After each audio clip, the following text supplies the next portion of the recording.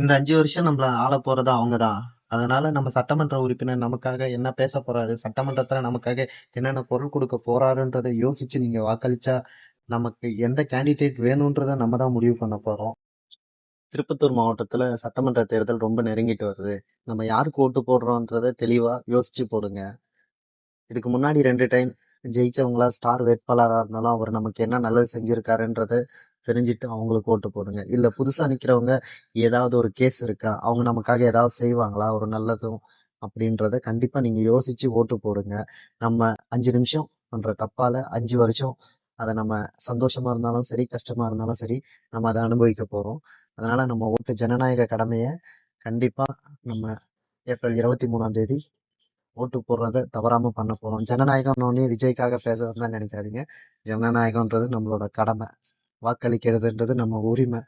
நம்ம வைக்கிற மையால நம்மளோட தலையெழுத்தே மாறும்னா, அதுக்காக நம்ம ஒரு நாள் செலவு பண்ணி ஒரு ஓட்டு போட்டு கேண்டிடேட்டா நம்ம தான் செலக்ட் பண்ணணும். புதுசா நிக்கிற கேண்டிடேட் நமக்காக என்ன பண்ணுவாரு, எத்தனை நல்லது செய்வாரு அப்படின்றத யோசிச்சுட்டு புதுசா நிக்கிற எந்த கேண்டிடேட் உங்களுக்கு பிடிச்சிருந்தாலும் அவங்களுக்கு ஓட்டு போடுங்க. நிறைய இலவசங்கள் கிடைக்கிறதால நமக்கு அத்தியாவசியமே நிறைய விலையில கிடைக்குது.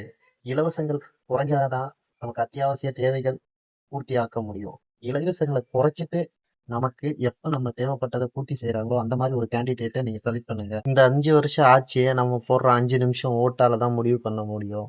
நீங்க கண்டிப்பா சிந்திச்சு ஓட்டு போடுவீங்கன்னு நான் நினைக்கிறேன். உங்களோட ஒவ்வொரு ஓட்டும் ரொம்ப முக்கியமானது.